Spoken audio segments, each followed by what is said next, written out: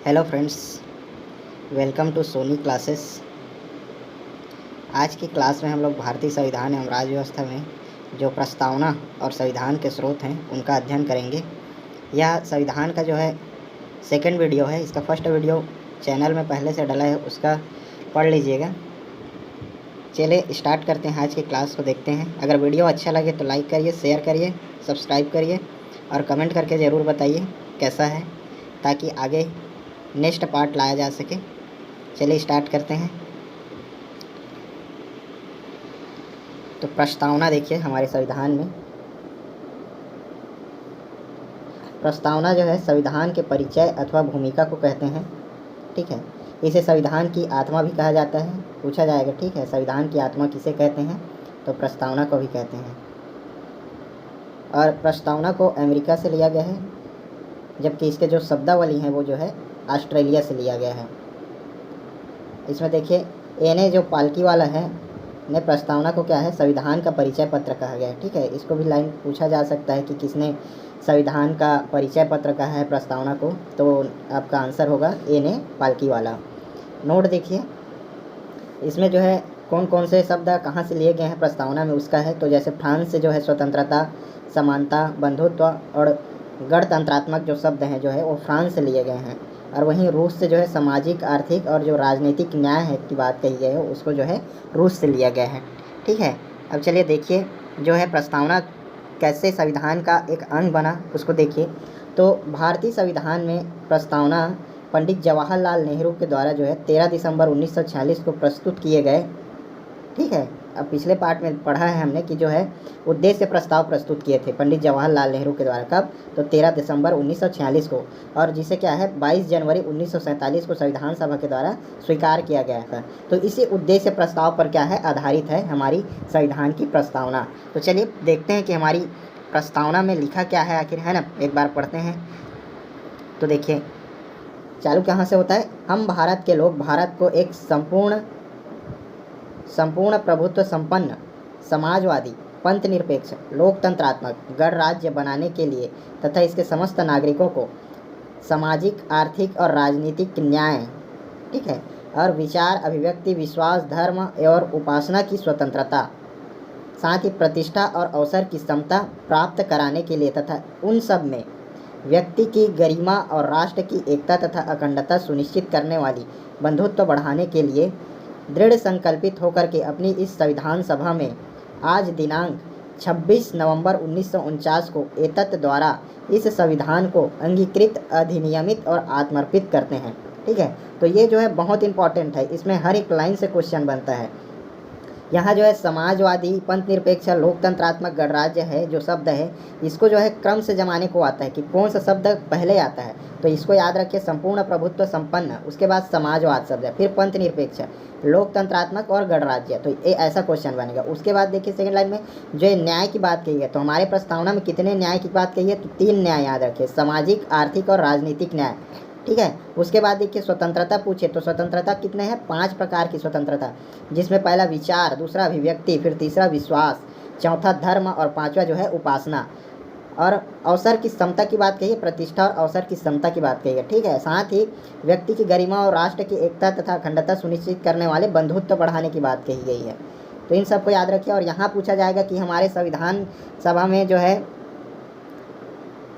संविधान को कब अंगीकृत किया गया, तो इसको याद रखिए 26 नवंबर 1949 को।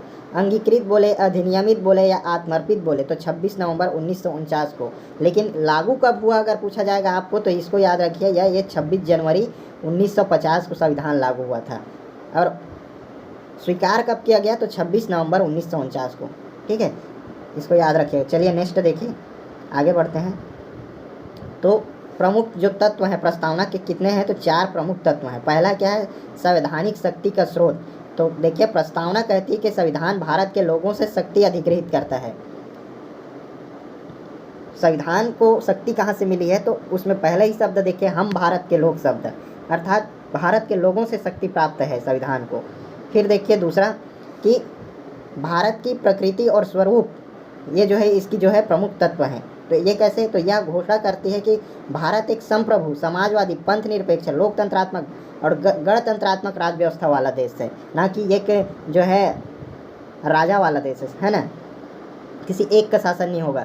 यहाँ जो है भारत के जनता के ऊपर शक्ति है कि वो जिसको चुनेगा उनके द्वारा चुने गए सदस्यों के द्वारा ही जो है देश के संचालन होगा। चलिए देखिए नेक्स्ट देखिए उद्देश्य क्या है। तो इसके अनुसार जो है न्याय, समता, स्वतंत्रता और बंधुत्व संविधान के उद्देश्य हैं। न्याय दिलाना, समानता, हर एक आदमी के भी समान हो, स्वतंत्रता, हर इंसान को यहाँ जो गरीब है अमीर है हर किसी को अपनी बात रखने की स्वतंत्रता है। बंधुत्व की भावना कही गई है, चाहे वो गरीब है अमीर है, एक दूसरे की मदद करना, बंधुत्व बढ़ाना, यह बात है।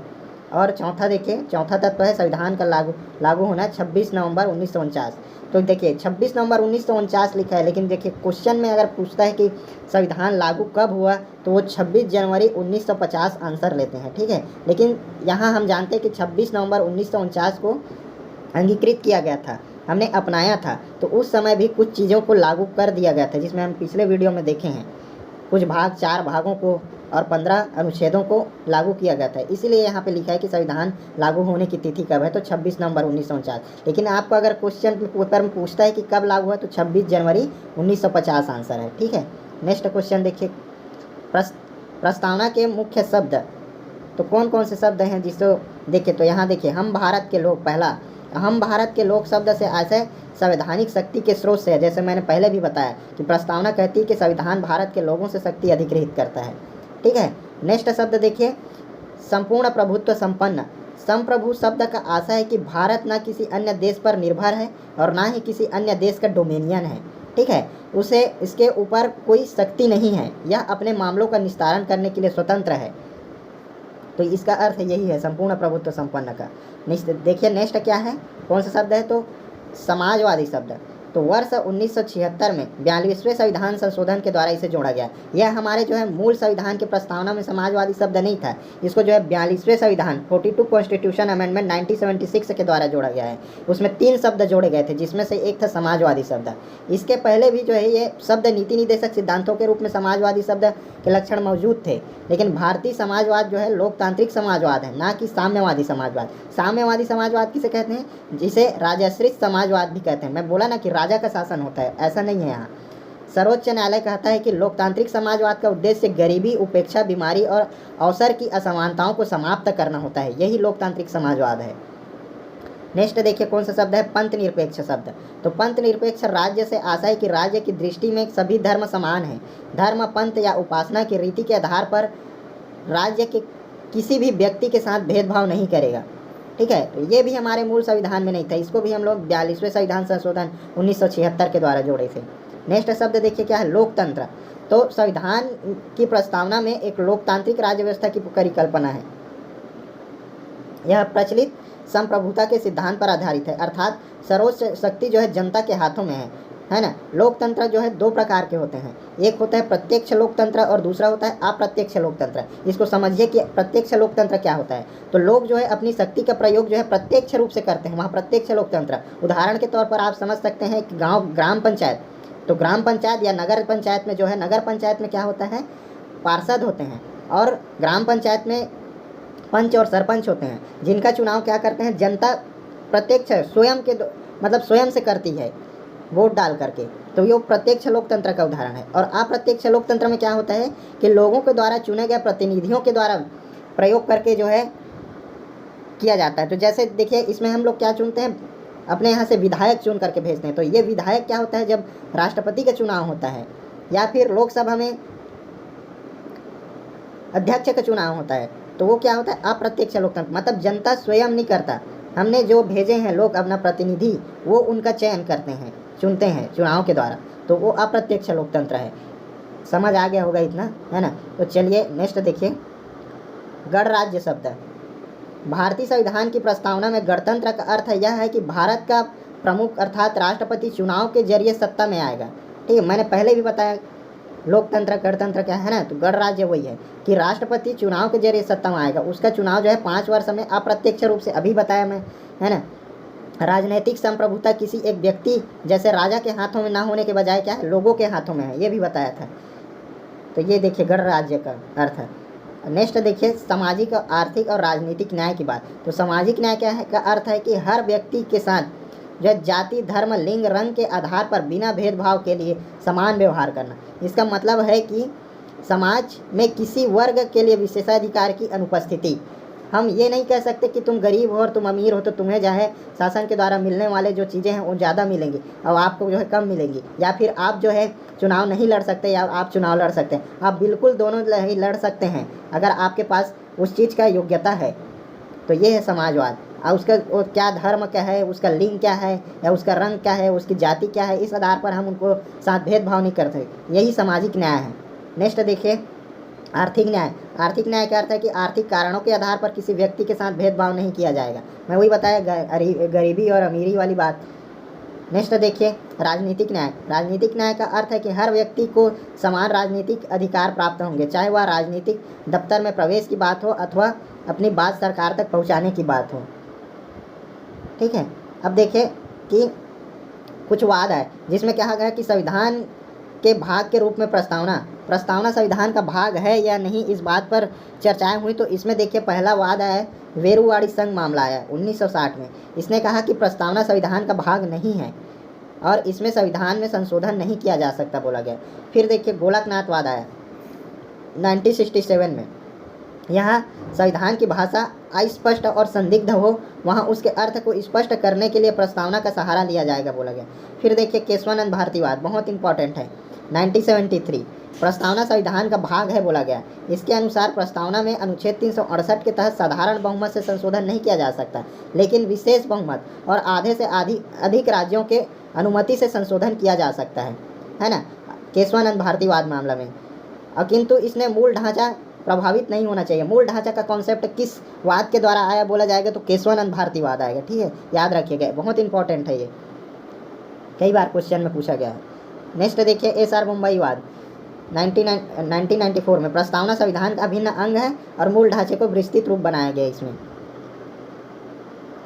फिर देखिए संशोधन, तो बोला गया कि संशोधन किया जा सकता है। तो 42वां संविधान संशोधन 1976 है। प्रस्तावना का संशोधन कर अभी तक सिर्फ एक बार हुआ है। ठीक है, और इसमें 3 शब्द जोड़े गए थे, समाजवाद, पंथनिरपेक्ष और अखंडता। ये भी इंपॉर्टेंट है ना, ये सब पूछा जाता है लाइन टू लाइन की कौन से शब्द मूल संविधान के प्रस्तावना में नहीं थे, कब जोड़ा गया, किस संविधान संशोधन, तो 42वें संविधान संशोधन। कौन कौन से शब्द, तो समाजवाद, पंथनिरपेक्ष और अखंडता, ये सभी क्या है मूल संविधान में नहीं थे। ठीक है, नोट देखिए प्रस्तावना ना तो विधायिका की शक्ति का स्रोत है और ना ही इन शक्तियों पर प्रतिबंध लगाने वाला है। ठीक, प्रस्तावना एक गैर न्यायिक है, अर्थात इसकी व्यवस्थाओं की न्यायालय में चुनौती नहीं दी जा सकती है। अब बोला जाएगा कि सर प्रस्तावना में ये चीज़ लिखा है और ये मेरे को नहीं मिल रहा है करके अगर आप जाओगे मांग करोगे तो यह जो गैर न्यायिक है, आप इस आधार पर अपनी मांग नहीं रख सकते कि प्रस्तावना में ये किया गया है। वो जो है अपने संविधान जो है पढ़ा होगा, मूल अधिकार पढ़ेंगे हम लोग भाग 3 में, फंडामेंटल राइट, उसके आधार पर आप मांग कर सकते हैं। वह जो है न्यायिक है, उसकी सुनवाई हो सकती है। फिर देखिए इसमें किसने क्या कहा, तो सर अल्लादी कृष्ण स्वामी अय्यर ने जो है प्रस्तावना को कहा कि यह हमारे दीर्घकालिक सपनों का विचार है। ये कथन कुछ हैं कुछ जिन्होंने किसने क्या कहा है, तो ये भी पूछ सकता है। हाँ, इसमें KM मुंशी ने कहा कि हमारी संप्रभु लोकतांत्रिक गणराज्य का भविष्य पल है प्रस्तावना। पंडित ठाकुरदास भार्गव ने कहा कि संविधान की आत्मा है प्रस्तावना। वहीं सर अर्नेस्ट बर्कर ने कहा कि संविधान की कुंजी नोट कहा जाता है प्रस्तावना को। तो इस प्रकार से यह जो है हमारी प्रस्तावना रही है ना, इसको अच्छे से पढ़िएगा। और नेक्स्ट देखिए क्या है, तो भारतीय संविधान की विशेषता एवं स्रोत देखेंगे कि क्या विशेषता है।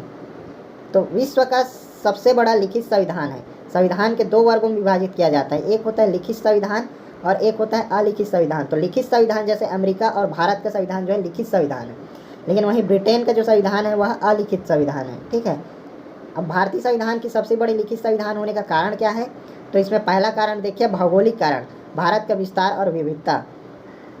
दूसरा ऐतिहासिक कारण, इसके उदाहरण में भारत शासन अधिनियम 1935 के प्रभाव को देखा जा सकता है।